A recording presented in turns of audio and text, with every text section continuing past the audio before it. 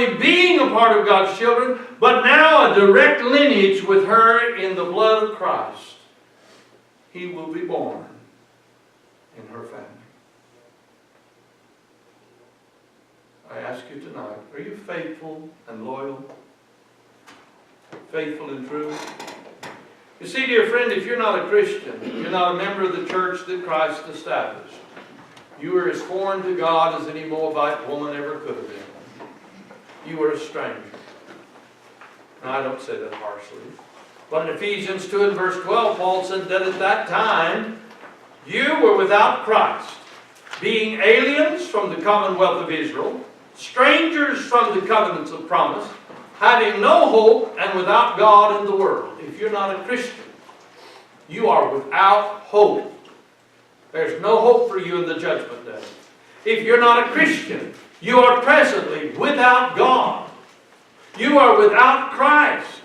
You are strangers from the promise, strangers from the covenant, the agreement that we have made with God, that He has made with us. But you don't have to be. He goes right on to say down in verse 19, now therefore, you're no more strangers and foreigners. You're not strangers anymore. You're not foreigners anymore. You're fellow citizens with the saints, and you're of the household of God. You can be adopted tonight. You can be added to the Lord's church. You can become a part of God's family, just like Ruth became a part of God's family. You can become a part of the family of God.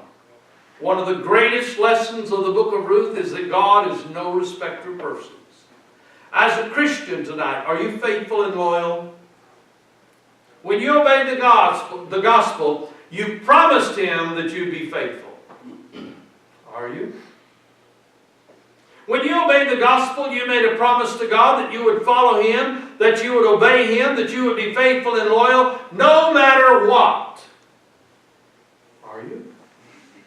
Do you obey His will no matter what, even when it's inconvenient? Are you willing to suffer any shame, any humiliation, any rejection of friends and others so that you might remain faithful and true? Or have you let your head and your heart be turned aside?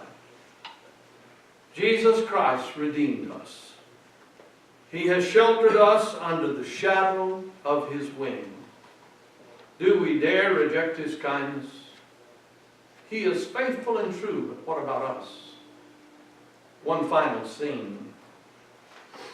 There in the book of Revelation, when John portrays through the inspiration of the Spirit Jesus Christ on that great white charger, and His garments are dipped in blood as He's gone forth to fight the enemies, and His saints follow after Him in white raiment without a spot of blood on them because He won the battle, and He's got the crowns from the kings to prove it.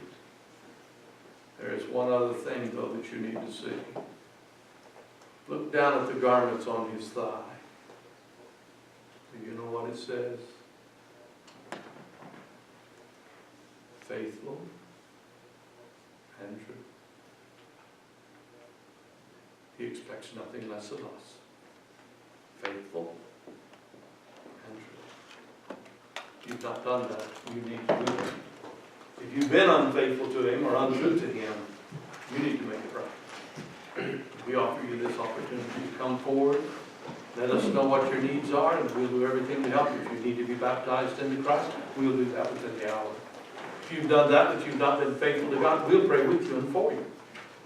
Won't you come as we stand and sing?